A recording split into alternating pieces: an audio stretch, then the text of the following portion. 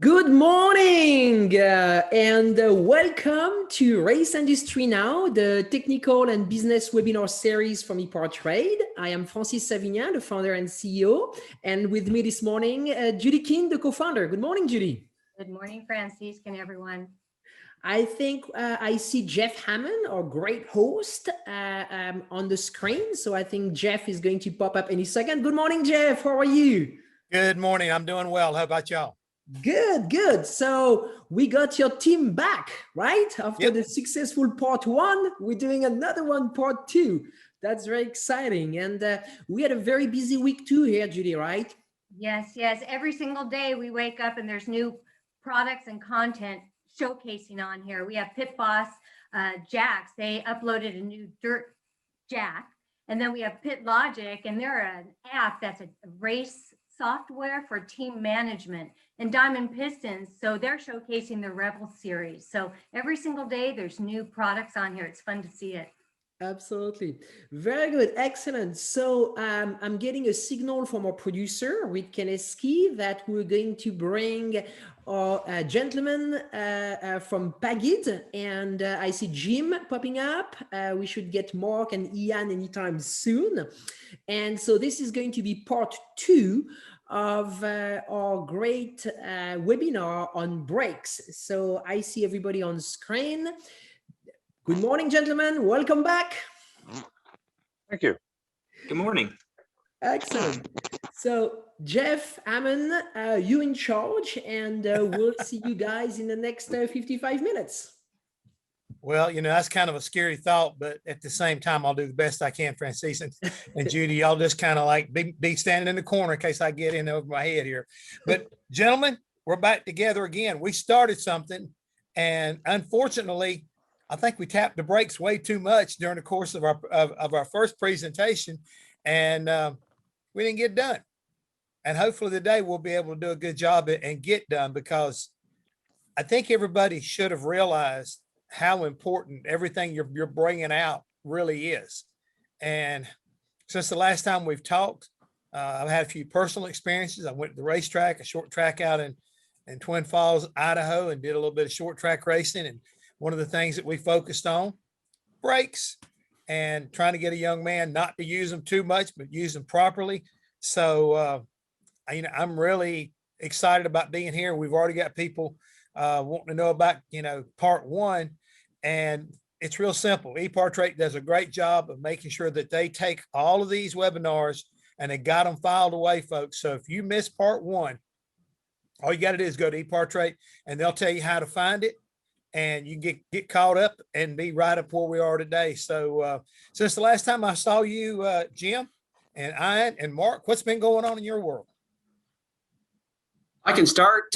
Busy. Lots of racing series, short track, lots of conversation. We actually with Wayland Tour guys the last couple of weeks. They ran New Hampshire. There were some questions there with the other series. A lot of road race stuff. Ian's been at the track. Mark's getting ready to go to the track. I'm going to the track tomorrow. So we're pretty excited. Okay, real quick. We've already got a panelist asking us, what kind of, is this seminar focused on? I mean, to me, when it comes to brakes, I think it's universal. It doesn't matter whether you're a road racer. I mean, we focus so much on road racing because, that is the, it's just as important as an engine. If it won't go, it's trouble. But if it won't stop, it's even more trouble. But to me, we're getting ready to go to Dover. We're getting ready. We just come off Martinsville in NASCAR. I think across the board, and like I said, I was at about a 3/8 mile racetrack out there. So brakes are important, whether you've got a single piston caliper and you're running some kind of, local short track, or, or you got the high dollar Brembos and APs and everything like that. So, I think that's the thing. Am I right, guys? I mean, am I hitting on it like I need to be? Absolutely. I think as to what we're focusing on, we're not focused on anything specifically for these guys. It's just general knowledge because it's universal. Every race car has brakes, and I think everybody out there can benefit by more knowledge, simply put. Mark, I mean, certainly tried everything with wheels on it at some time or another. So yeah. As you said, Ian, I've raced stock cars, formula cars, sports cars, And brakes are, unless you're on a big oval, brakes are very, very important every single lap. And on that big oval, they're very important when you need to use them. So you want to make sure that you're putting your best foot forward when it comes to your braking technology, what you're using, and what works best for the balance of your car, whether you're running ABS or not, whether you're running a boosted brake system or a typical racing biased master cylinder setup. So it just really, really dependent. And I think we're going to cover a lot of that today. Well, let's make sure we do. And because again, I could not believe how much information we got into, and I felt like we still had a lot more information we didn't get out to the panelists and everybody that's viewing this thing. So Jim, you know where we left off at. So why don't you pick up and let's get the ball rolling here at part 2 of brakes. And I guess you might say, and if everything you want to know about brakes. Exactly. Yeah. Thanks, Jeff. I mean, what we're going to do is we're going to kind of step through a little bit back to what we covered, just some basic high view stuff. Ian's going to show a couple photos, and then we're going to kind of dig into where we left off last time, and just kind of get everybody up to speed. And if there's new people, as Jeff mentioned earlier, there is videos available on EPARTRADE for part 1. We're not going to cover all of that content, but we're just going to skim it and then dig into the second half of our topics. Well, go for it. Okay. All right. This is part 2. The 3 of us, same guys as last time. And really, we're just trying to cover what we didn't get to last time, to be honest with you. And a real brief review on it. Basically, brake systems are brakes are just an energy management system, converting kinetic energy into thermal energy, and then until we can get rid of it. Next straightaway, next light braking zone, whatever, and just managing the rate of heat generation, storage, and dissipation is what's going to give you a predictable, consistent system. Where the heat goes, most of it goes in the disc, almost all of it goes in the disc. So you've got to have enough mass in the disc itself and in the pad also. So the more mass, Jeff, you've worked on enough NASCAR where there's the disc is 40 pounds on some of the cars for the short tracks. It's huge. So that's just giving it enough mass to store the amount of energy it needs to. But if you have too much energy for that mass, if you try to run speedway discs, speedway brakes on a short track car, you're going to run into problems very quickly. So the things we talked about last time, and again, this is a super quick overview, choosing the right pad, choosing the right pad compound. There's 6 things to worry about. Coefficient of friction. This is kind of in a steady state. So deep in the braking zone, how does it feel? Bite is just your initial feel, how it transitions onto the brake. The plot shape is how the brakes progress over time. Is it degressive, meaning it kind of fades? Late, is it flat, where it's consistent all the way across the temperature range, or is it progressive, where it gets more aggressive, gets higher grip as it gets hotter? All dependent on what you're looking for specifically. Pad wear, generally speaking, you just want to make sure it lasts the full race distance. Some pads have different characteristics. You can pick and choose according to that. Rotor life, some pads are going to be tougher on discs than others. The higher the friction pad, quite often the more aggressive it is on the brake rotor itself. So choose that carefully as well. I think I've touched on it briefly last time, is pad thermal conductivity. If it's a stock caliper, sometimes it'll transition or transfer too much heat into the caliper body and cause brake temperature problems there with brake fluid. Kind of the end of my program last time was basically watch your temps. The 3-color paint. I beat this dead horse like there's no tomorrow. I like this system. I'm a big proponent of it. I put it on a lot of cars if there's any questions about problems, this is my first go-to. Caliper temps can be monitored with little stick-on temperature strips, and checking the rotor temps in pit lane is really a good idea, even if it's a cheap infrared that you might use on your exhaust header. At least you've got a reference point. So that's my super quick overview, and back to Jim now. Yeah. So last time we got into this, and there was a lot of questions, but for today, a lot of the track day market, right? So the people that are going to VIR, Mid-Ohio, they want to enjoy their street car, put it on the track, right? So one of the topics that always comes up for us, and I've got some history in this, is ABS. So I've got a Gen 5 Camaro, I've got an S550 Mustang, and I want to go track that car. ABS is black magic to most people. They just know it's there. They don't know what it does. What I'd recommend is for ABS, if you go through SAE, Society of Automotive Engineers, there's a handbook by Bosch. And on that Bosch handbook, it talks about the theory. It talks about how ABS functions and how that relates to your track day car. So very simple. They got multiple pages for ABS, pages 964 and 975 in the 9th edition.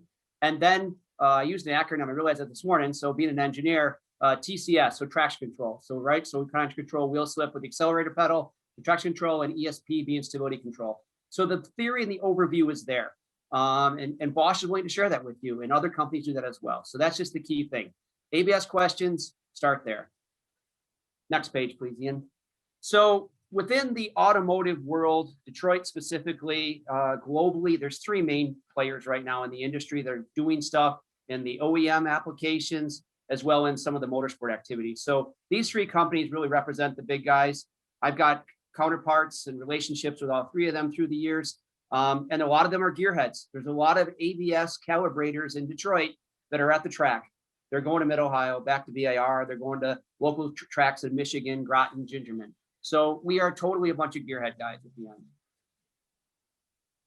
So relative to the ABS theory control, so what makes ABS work? ABS is always using the wheel speed data. So it's looking at the deceleration rate of the tire. So in terms of the engineers who are out there that want to dig in a little bit more, on the left-hand side is just a chart. It's a new slip curve. So it's the relationship of the tire to the road. So obviously roads are inconsistent, right? You've got gravel, you have asphalt, you have rainy days asphalt, rainy days concrete. You know, people live in Florida, right? When you're in Florida and it rains in the summer, you know the road gets slick. You're up in Michigan, you're on a gravel road, that changes as well. So what you have to understand is the ABS is trying to accommodate all the different surfaces that a vehicle will be driven on. So for the OEM application, so what's coming off the lots at the dealers, really what they're trying to do is they're developing a safety system. The ideal ABS calibration is to give the driver controllability steering to steer out of a difficult situation. Could be safety critical, could be just a general item. So that's what it's based for, to give you steering. That's the theory of ABS. The calibrations themselves, so you know the calibrators are there. When they're going to the test tracks, going to the racetracks, they're really basing it off of the tires that are delivered by the OEM. So what does GM want to offer in a tire combination, and a brake pad combination, and a rotor combination, the brake system? So the calibrators are working within those boundaries, right? So within that, there's some tolerance, I'll call it, or variability that's capable with each ABS system. Where this really gets fun, and what's really the market that we're in, it's, well, we want to go racing. We want to take that Gen 5, Gen 6 Camaro, and I want to go to the track. So when you add race tires, they're stickier, they're going to grip better than a traditional 200 treadwear tire or just a base tire, and you add a different brake pad, you are changing the characteristics of the wheel dynamics. So the ABS system will see a different control than it was calibrated for, because it's a closed box. It's not going to reopen. So always people have to understand, adding race tires and adding race brakes sometimes not the best thing for the ABS system. What's great about it though is there are calibrators today and there are systems out there that are developed for the track. So I know for sure your S197 Mustang, your S550 Mustang, your Gen 5 Camaro, Gen 6 Camaro, C7, C8, BMW M3, and on, they're going to the track these days. So the ABS modern systems of say mid 2015 to now, the last 5 to 10 years, they're track capable, but there's still a safety system. First job of an ABS system in a car is to help that guy in a snow or ice condition. The last thing that Mark's going to get into, we're talking about race ABS. So for the hardcore racer in a GT car, people are upgrading stuff, different series, WRL. We're seeing some other things right now. There are race systems that are made just for the racetrack, and that's an important thing. Mark, okay, Kyle Watkins asked a question real quick before we progress here. X-axis is percentage of what slip?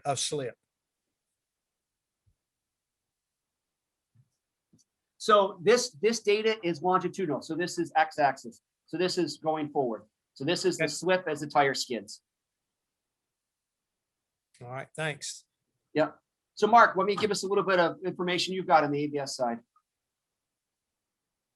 So I wanted to kind of go back a little bit and have a little bit, add a little conversation and of what you just kind of covered. I see a lot of times production cars turned into race cars. This is extremely popular right now with Lemons Racing, Champ Car, AER, all these series that are really amateur-based endurance racing, which is a great format, especially to get a lot of new people involved in racing. It also gives guys like me a time to kind of go have fun with racing, and it doesn't feel like work. But everybody uses these 200 tread wear tires, which are essentially a street treaded tire, but the performance level is quite high. We did talk a little bit, Jim, about, you know, you're adding performance, you're taking away weight, you're adding horsepower. And then at the same time, everyone wants to put these big brake kits on the car, bigger rotors, performance brake pads, and then they just remove the stock ABS system. And now you have a boosted brake system that has, and sometimes up to 70, 80% front brake bias through this boosted system, and wonder why you just keep locking up. So, you know what you have with your car, understand like how it's designed. That production car was designed to operate with a certain brake balance alongside an ABS system at a certain weight with a typical tire and tire size. So if you're going to be changing all those things, take in account of that. I always recommend people that are taking ABS systems off the car to put a more conventional racing brake system in, just for safety, so that they can adjust bias and get the proper brake balance for the tire they're running, the brake package that they're running, as well as the brake pads that they're running and the compounds that they run. So if you're not doing that, you really can't make any changes. When you start to get into the race car systems, and what I'm more used to in GT4 and GT3, the systems are so advanced and developed for particular tire package, particular condition, and even down to the track, not just the configuration, but the type of asphalt. So when we go from track to track, we're making ABS adjustments in the car to maximize that slip, that balance, even to the point of relieving some of the brake pressure bias on certain brake pressure, a certain amount of brake pressure, to allow, you know, better rotation in the car in the middle of the turn, or remove some of that quick rotation. So that's how advanced it has gotten. But those systems are pretty much developed around a certain tire with a certain car. So every manufacturer and every team's working on getting that balance correct for that brake package for the car. So when you're trying to do it with a production car, and more importantly, a street car that you're taking to the track, you should really do the research, as Jim said, find out what you have in the car, what its capabilities are. And before you go and change a lot of things in the brake setup of it, just know what you have, so to see if you can fit your brake package within that window. Because it's really difficult to just change your ABS settings on a street vehicle. Yeah, it doesn't exist, right? I mean, that's the big thing. It's based on that tolerance or that parameters there. I mean, what I will say, a lot of guys now are taking out the ABS, right? So they're pulling it. You got to put a prop valve in. If you're going to run a front rear split vehicle, you got to put a prop back in, because the ABS unit is also part of the prop system for the base brakes or the standard system. It's a pass through. So there's orifices built into the ABS unit. When you get into your front wheel drive diagonal split cars, it's a little bit different situation, but fundamentally you're taking an SN95 Mustang, a Gen 4 Camaro, Gen 5 Camaro, and you're going to pull that ABS out there. You've got to put a prop in there. That's the first thing you've got to do. You've got to reduce the amount of slip that's going to be generated by the rear axle, because you're going to create an instability situation. Okay, real quick.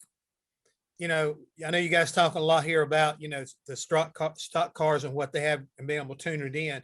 How about let's go and talk just a little bit about local short track racers. And in their case, are they better off getting the gauges to get their balance, you know, from the calipers? or should they have one of those onboard systems where they're able to monitor it during the course of the race if they want to know how much front and rear balance they've got?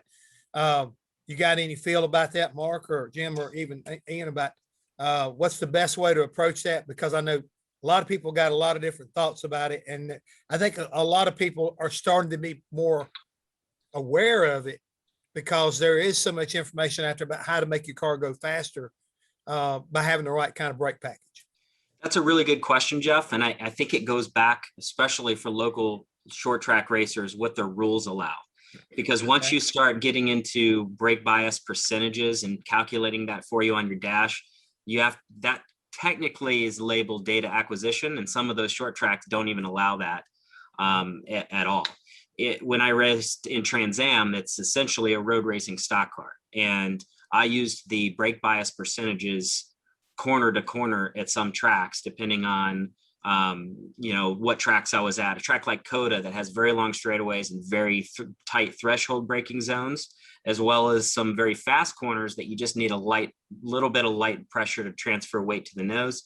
I would make small 1 to 2% adjustments corner to corner.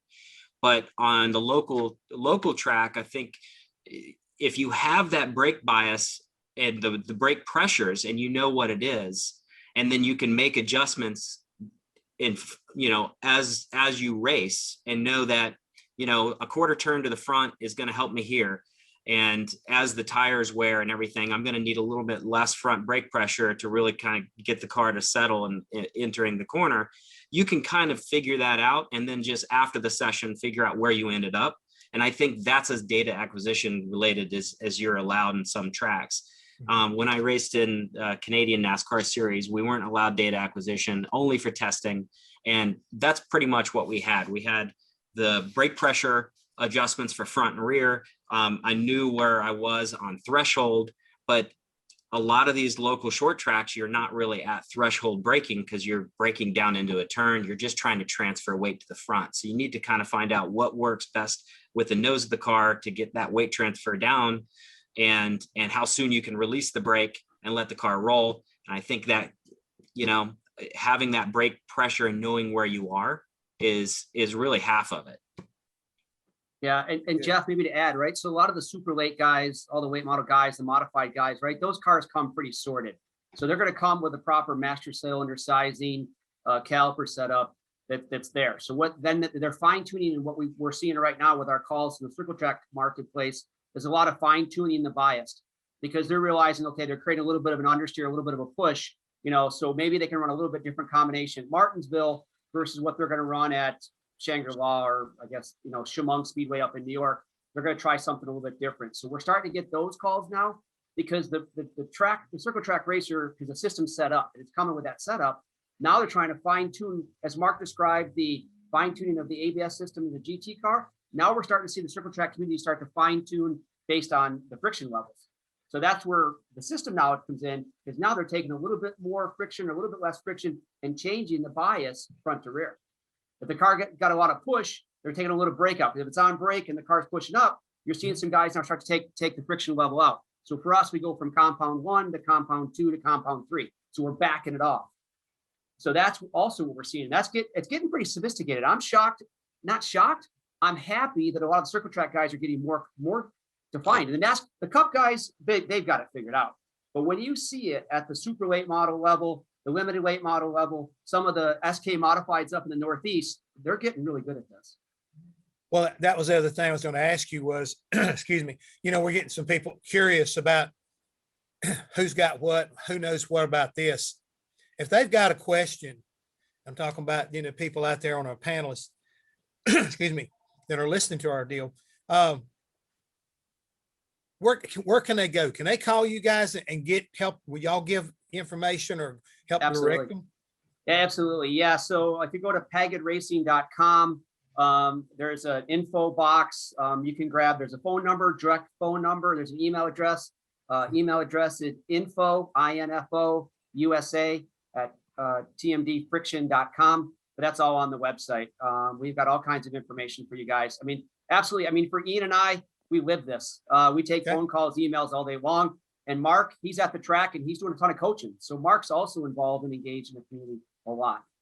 Yeah, and you can contact me through any of my social media channels, and I regularly help teams develop their car, from engineering services to driver coaching, data acquisition, just everything to maximize what they have available to them, and put them in a better situation. So that's a regular thing for me when I'm not racing on the IMSA series. Well, that's great, guys. So like I say, we've already getting responses that, they really appreciate it. And the reason why I want to get that out there was I don't want to ignore their question, but at the same time, I feel like we got a lot more information we need to just, be able to have an opportunity to look at. But yet I know they may still have a specific question. And if they've got a source where they can reach out and get that question answered, I mean, that's what we're all about. Yeah, absolutely. I'm excited about that. So maybe just to kind of touch on the little bit of the traction control, stability control, right? So people have to understand, and we get a lot of questions from the track day market. If they're leaving the traction control system on, that's using brake pads. Not only to do an engine management and cutting spark and fuel, or changing the throttle position on the electronic throttle control, they're also using the brakes. And so what's happening is we're getting a lot of wear on the rear axle on the rear wheel drive cars. So a lot of Gen 5 guys, back to Gen 5, Gen 6, Mustang guys, they're using a lot of brake pad on the rear axle. So be careful now and be aware as you check your pad wear. When you've got traction control on, you're using pads up every turn. Stability control, same thing. The good thing is the modern systems have the ability to turn it off. So it's a driver input. It's a legal thing because ESP must remain on by the legal standards of the Federal Motor Vehicle Safety. But the main point is that if you turn it off, you have the ability to be more sporty. It's called track modes. Got to read your owner manual. I'm not an expert on the owner manuals, but I can tell you what happens at the track. It's quite a bit, and that does give you a little bit more of a loose feel.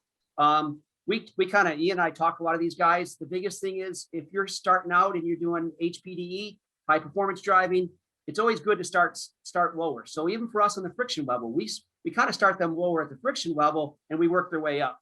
Same way with the sport mode and the traction control. Leave the system on. Be comfortable 4, 5, 6 days. If you have a coach, even better. Then when you're ready, turn off the button, and then you're going to use up a lot more tires for sure.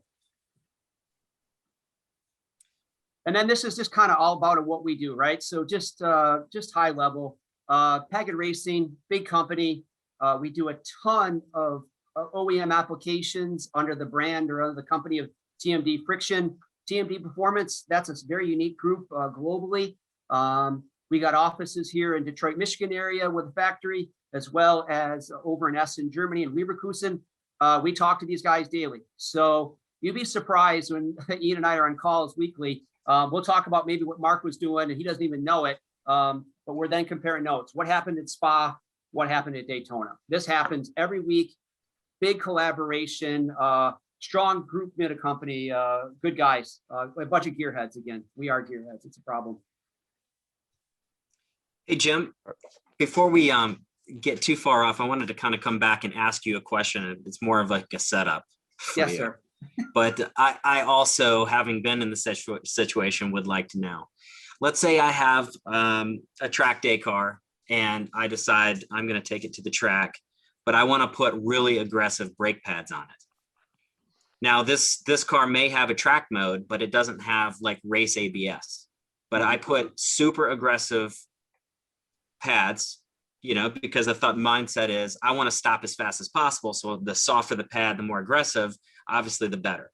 What does that do to the ABS and the dynamic of that car? So first thing it's going to do is obviously it's going to take less pedal effort to get more deceleration. So let's say you're always going to brake at 0.3, DIR turn 1, going to make that right hander. You're braking at 3. What it's going to allow you to do is a little less pressure effort to give the same deceleration or even higher deceleration. But what it does do, which is the counter effect for the ABS, the rate of change, the tire will decelerate faster than the calibration may have been if it's an OEM system. And that's where the ABS gets a little upset, because it doesn't know if it's on asphalt in a parking lot or asphalt at a racetrack. And this is where everybody has different words, but fundamentally the ABS is trying to work around its calibration parameters that were put in place in the production market. That's one of the things I wanted to bring up, because racing a lot of different production cars that were originally intended for the street, using a stock ABS profile, sometimes you get that very strange heavy pedal, not quite the same level of deceleration, a lot of kickback and interaction. Sometimes it feels like a pulse. So just from a driver standpoint, you notice that. So it doesn't always mean that if you put softer tires on and more aggressive brake pads that you're going to have better performance, because you completely change the parameter of where the ABS system is designed to work in. Which is why a lot of people are ditching the ABS unit and running just their boosted brake system without ABS for a lot of these production cars, is because they haven't found that workaround. And it's like, well, I tried to run this, but you know, the ABS is going crazy. So Yep. I think that was one of the things that we talked about last time a little bit before, that there's reasons why this happens and there's workarounds, but just ditching that system may not be the best answer depending on what car you have. Yeah, and a lot of the things that we've turned in, so now you're in the friction world. With the friction world, you actually in some cases will not be faster and will not have greater deceleration with the most grippy pad. You're actually detrimenting the capability of the system. So Ian and I are heavily involved in changing sometimes different friction levels front to rear on ABS cars. So when the track day guy calls us, you know, everybody says, I got to run a square setup. Well, so-and-so said, I can tell you with any ABS carburetor that's in Detroit or the teams I've worked with, we don't always agree with that concept. So it's a little bit of it's a modern racing method. So with Mark, with his race car, he's going to go to the racetrack this weekend. I will be there. And I can tell you right now, they're not going to run the same compound front to rear, and they have ABS. So what we wear on the track and the professional level, IMSA World Challenge SRO, is the same thing we're applying to the track day market. I was going to bring up the friction materials because I think we've got 18, maybe 20 different compounds in our portfolio now. But Jim was talking about, you know, changing from compound A to compound B to change the way the car handles on a short track, for example. But I also know a lot of guys will actually change the left front caliper relative to the right front caliper to change the bias, or even put a prop valve. I've heard rumors of people putting prop valves in stock cars to affect the way the car turns in, how it handles, how it transitions. So there's a lot of tunability just in that side of the system anyway. Now, I can attest to the tunability, especially to the right rear. You know, it's just one of those little balancing deals. But you've also, you know, like we were talking about earlier, you've got to be careful that, you know, you don't get that, you mess up that balance, because the worst thing in the world is sometimes drivers lose focus on where they are and they start turning the wrong way, and then they compound the problem, and then you're trying to talk them back out of, well, okay, if it's doing that, if it's starting to push more, you didn't dial way too much front brake into it, you know, and you got to sneak up on it. So it's like what I was hearing Mark's kind of like asking. The one thing I believe, you got a level of drivers that you can do anything with because they can adapt. They got feel and they can adapt. Then you have your weekend racers.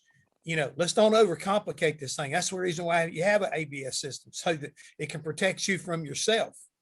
And I think that's the other thing, I guess, that you guys are kind of like referring to, but that's the way I see it. And again, I love what the brake industry has brought into the racing world, because it's made us so much faster and give us an opportunity to sometimes take a race car that's not designed to do some of the things. I'm talking about stock cars or trucks, way too heavy, not enough tire.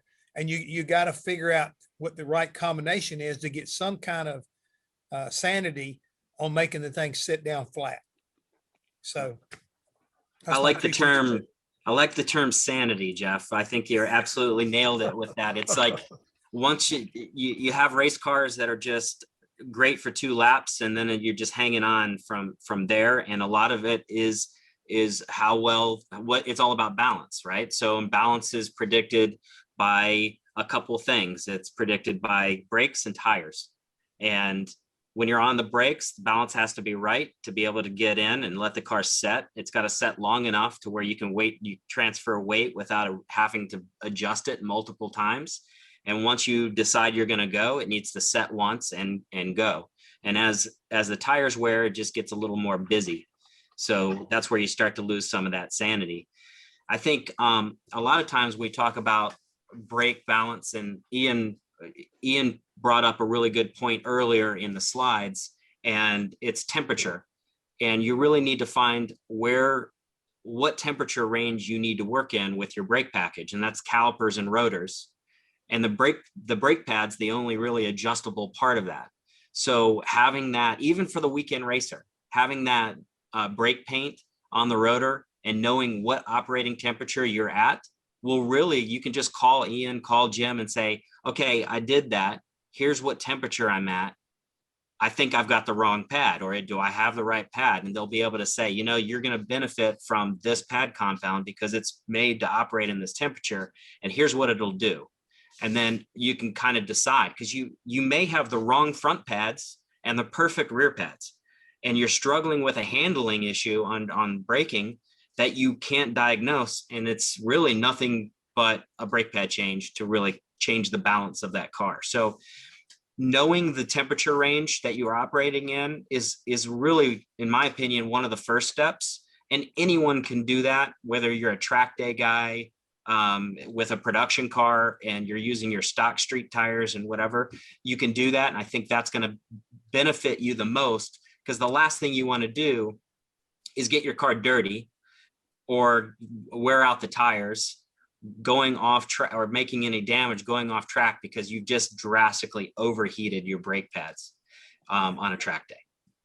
Yeah, I mean, that rotor paint, I think, is like $20 to $30, you know, so the picture that Ian showed with all the rainbow, for $30, I mean, you spent more on tires and brake pads than brake paint.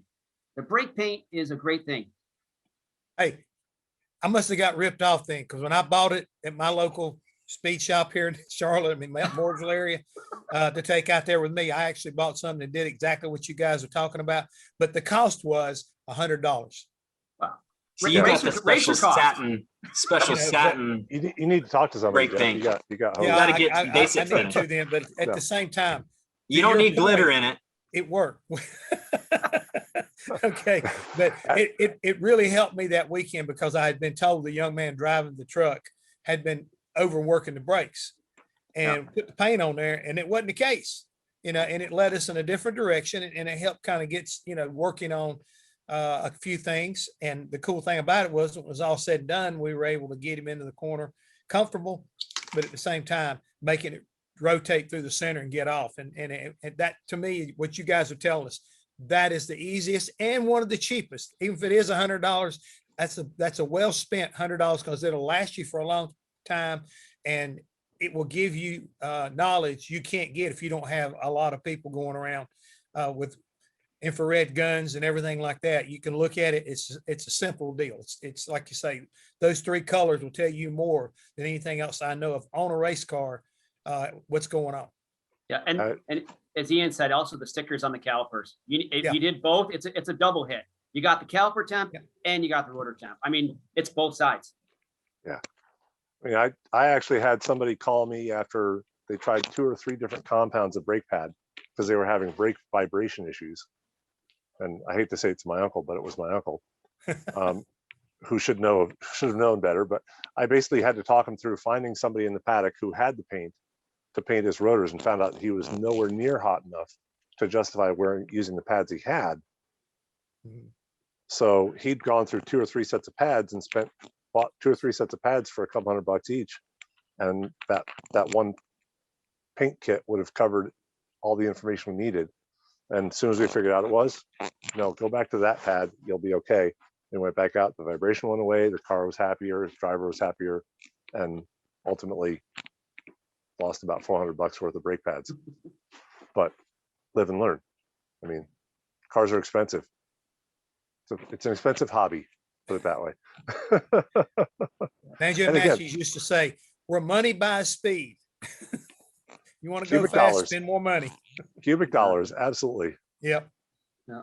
So, hey, Jeff, why don't we hit some, I see there's a lot of questions coming in. I'm trying to keep up with them. Do you want to maybe Yeah, go through a couple same with here. us? Well, let's see here. I mean, Kyle's been pretty active today, and he's saying the same thing. He uses a prop valve along with caliper or clip measure max pressure. Not sure about today, but he also, like me, signed me up for that $30. He paid $100 for his paint kit. Yep. But what about the specifications for y'all's racing brake fluid and dry boiling, and as far as boiling temperatures concerned and wet boiling temperatures, how often should it be changed for track cars? And to me, that's something crew chief wise, unless it's a super speedway car, I change it every time, every week. I'll jump on this one, I guess. Yeah. I mean, brake fluid, like our brake fluid, I think we advertise at 330 Celsius, or I think it's 626 Fahrenheit dry boiling point, which means just out of a freshly opened bottle. And I think the wet boiling point is just over 200 Celsius, which is, let me do the math real quick. It's like 390 Fahrenheit. But quite honestly, I've never been one to care about the wet boiling point much, because every car I've ever worked on, even my own track day car, I flush the brake fluid a little bit every single time I use it. When I was a crew chief on the race team, we bled the brakes every session.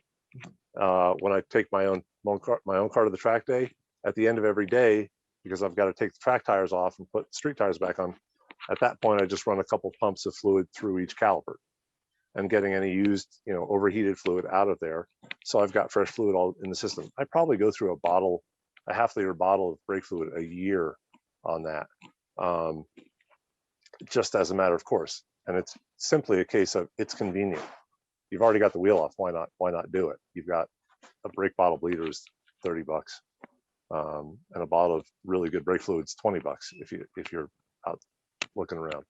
But again, it's cheap insurance. Boiling brake fluid is horrifically bad for you and for the car, and expensive repairing all the broken parts. So it's a false economy to not just put that little bit of extra effort in to a quality component. Yeah, and I consider maybe brake fluid a component for sure. it's something to add for the ABS guys, right? So when you boil that fluid and you get those bubbles in the ABS unit, you have a heck of a time bleeding. So you really got to be careful. There's a lot of different options. Typically, you want to turn on the pump motor. So if someone's got the STAR tester, the NGS tester, Tech 2 for GM, you got to bleed that system. And if you really get it hot and your fluid's coming out as sludge, you got to bleed the ABS unit too. So static bleeds are great, pressure bleeds are great. But with an ABS car, back to my Mustang friends and Camaro friends and Corvette friends, you got to bleed it sometimes with the ABS kit. There's a couple different ways to do it. A little bit of the garage way. Let's say you do a static bleed, you go out, do a couple more ABS stops, put the car back up at jack stands, bleed it again. So there's a couple different ways that people can do it, but ultimately the electronic bleed is the ideal way. I know there's people out there who do it. We get questions every once in a while. So just be aware, for an ABS car, track day car, again, the bottle of fluid is priceless. You got to get it. You're crazy not to.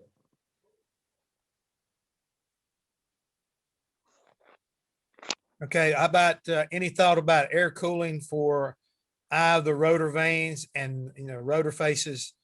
Is there a big difference between inner and outer and rotor faces? Take this one too, I guess. Unless Mark, I mean, this is stuff that I spent a lot of time doing over the years. Take it away, Ian. Please, please. Okay. Typically, most race quality brake rotor and bell combinations, like two-piece deal, have about a 1/4 inch gap between the bell face and the outside disc face. So a lot of times I've seen people that basically put a frying pan, if you will, on the inside of the rotor and duct all the air up through the vanes. Well, you need to deflect some of that air across the inside face as well. Otherwise, you're going to get a temperature differential inside to outside. So to me, it's always leave like a 1/4 inch or to 1/8 inch to a 1/4 inch of gap between the disc, if you will, is here, and the cover that you're using to duct the air to the center doesn't quite line up with it. It should just allow a little bit of air leakage across the face. That'll help keep everything cool. You still want the majority of it to go through the disc center if possible, especially if it's a directionally vaned rotor. A lot of OEM discs are just simple radial vanes, so they're not very efficient. But it's absolutely vital if it's a heavy street car, especially. And an ABS car is going to build up a ton of heat in the brakes for sure. So hopefully that covers most of that. I think so. Okay. What else? Someone had a question about the BMW E36 ABS. Some of the sanctioning bodies allow cars to retrofit an E36 brake module because it's standalone to other cars. As far as I know, that's not a programmable system legally, but there's electronic wizards all over that are probably can program it. But I would say, running the stock system in the stock configuration would be fine. And you can, because it's not programmable and you can't really adjust it, you're really going to have to kind of work with brake bias and brake balance and brake pad combinations to kind of find what works best for that threshold brake and brake release to not interact too much with the ABS. It's not that ABS is a bad thing, it's a very good thing. What you don't want is when you have a stock system, you want it to work in the threshold mode, the performance mode, as you would want if a kid ran out in front of you with a skateboard and you had to stop and go around them. The ABS works, it doesn't lock up, it doesn't go straight, it allows you to turn.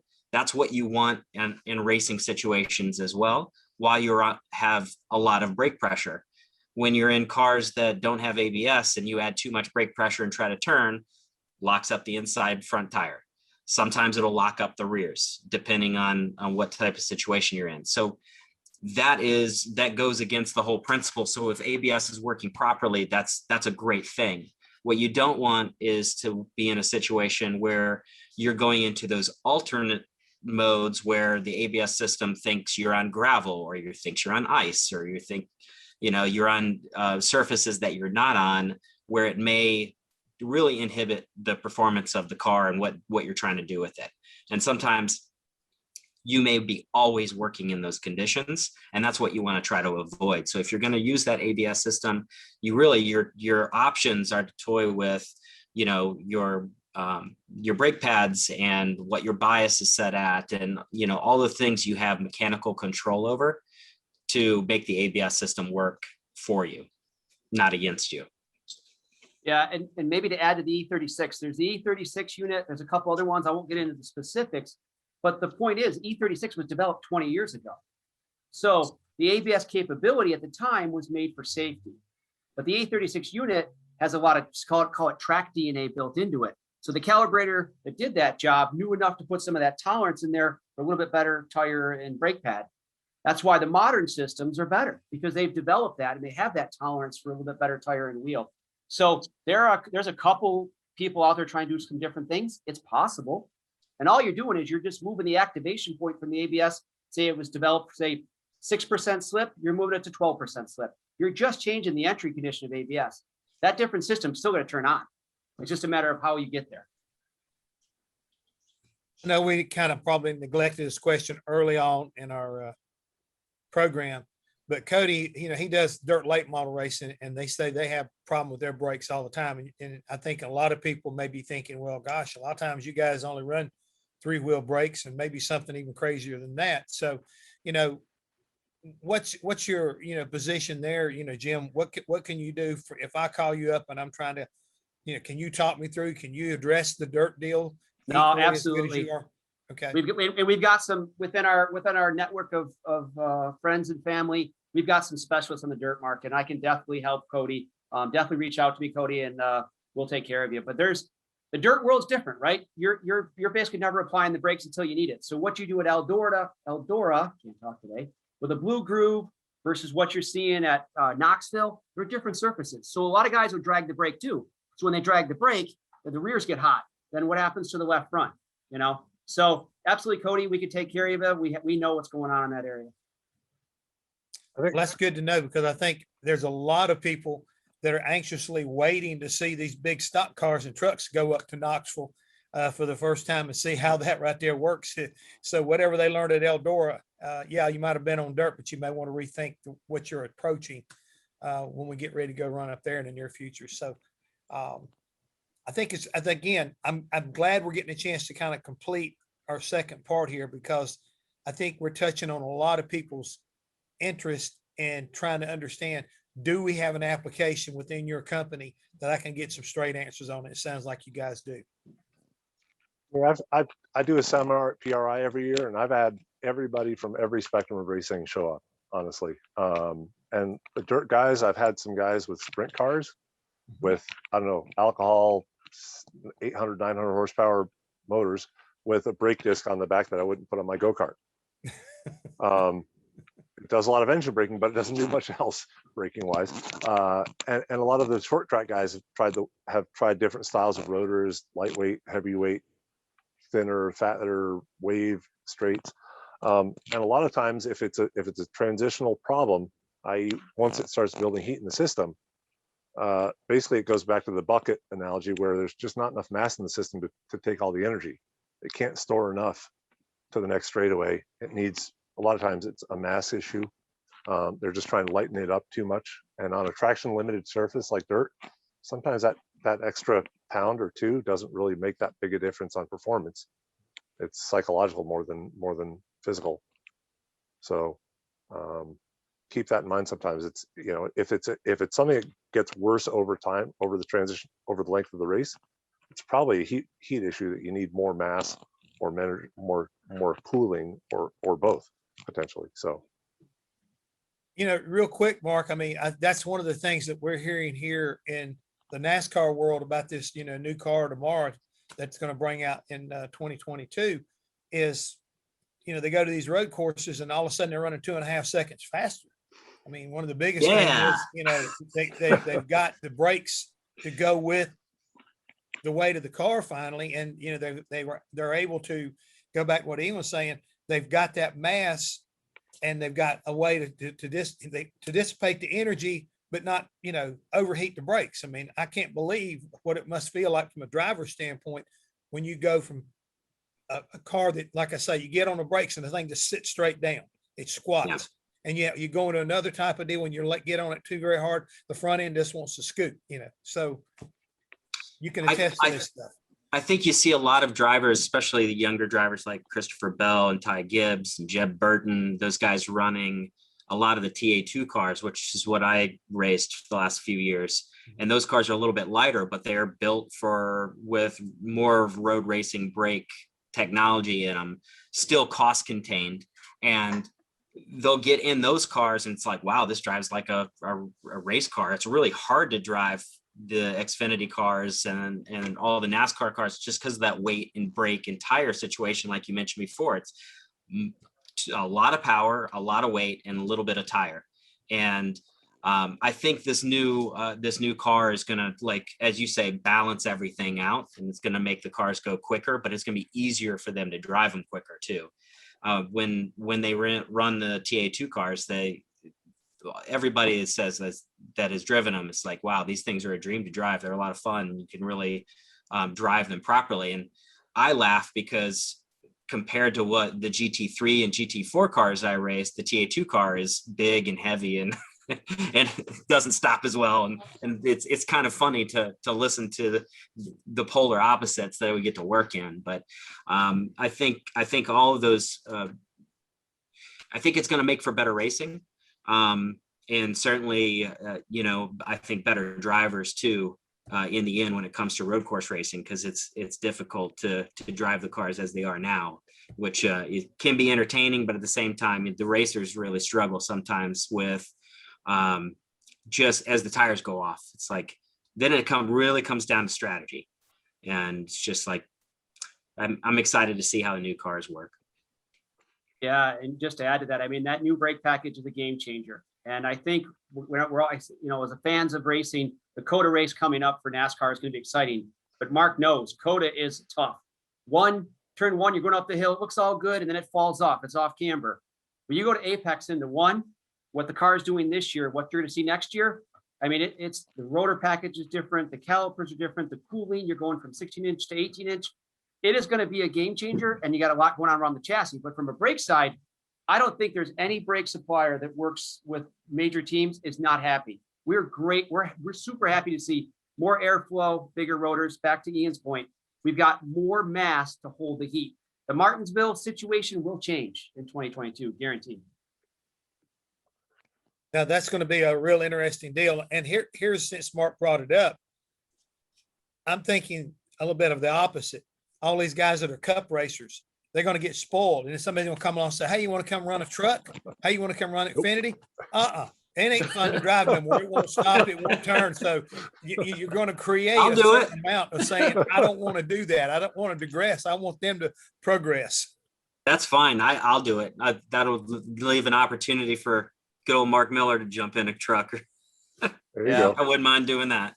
Yeah, there is one of these GT guys that are competitors with Mark, and he's been jumping back and forth, and he did a pretty good job at Daytona, but I won't say his name. But there are some of those sports car guys can wheel an Infinity car right now in a truck, and they do a really good job. And it goes back to the very beginning, and I'll use this name with utmost reverence. You take Dan Gurney, you know, the Wood brothers just show up out there at Riverside, and he put a whooping on them because, you know, he's just that talented, and he knew what he needed to do. Excuse me. That was before the days of even, you know, the good transmissions too. So he had the total package. He knew how to work the brakes. He knew how to take care of the equipment. And again, that speaks volumes of what, you know, experienced road racers can do versus guys who don't work at it. So guys, we got anything else? We got a couple minutes left. You feel like there's something you'd like to leave our viewers with, and as we get ready to move on, because again, I love what we got here, and now we got our 2-part series done. So folks, if you missed the first one, make sure you go back, excuse me, got a tickle in my throat, and check out the, you know, version 1 and see what we try to finish up on here today. There was one question about max braking performance and how you balance driver feel and comfort versus the rotor heat and other things. And that's something that I think is important. It's from my perspective as a driver coach and trying to get maximum when you're at a pro level, driver comfort is the least important thing when it comes to data. It's the last thing that should come. You work for what the parts on the car and the car is designed to do in comparison to what the tire performance is, the brake performance, because that's the only way you're going to maximize. If another driver is more comfortable in that situation, they're going to beat you. So if you're not comfortable with a certain amount of brake pressure going into the corner, I look at it in my point of view in GTD racing, we're using maximum amount of brake pressure. We're turning in because the ABS system's so advanced and the tires are so good and the aero is so good. We're using maximum brake pressure in turning in and downshifting with max brake pressure. And we're expecting the ABS and we're expecting the technology of the car to kind of save us as we go in. But if you're not used to that and you're not doing that, you are going to suffer under the braking zones. So you have to take data, you have to take where that temperature range of the pads working in all into account. And if you're not there, you need to make those adjustments. And if you're not performing as the driver to get that adjustment made, or if you physically cannot push the brake pedal hard enough, for example, then that's the only time that you would make changes to the car. Because if you're not getting full brake pressure, maybe the temperature is not in the right zone. So maybe you can run a more aggressive pad than, let's say, I would run. And then it would change that for you. But yeah, you need to have all that data to get the max performance. And then sometimes you have to change how you approach your driving to take advantage of that.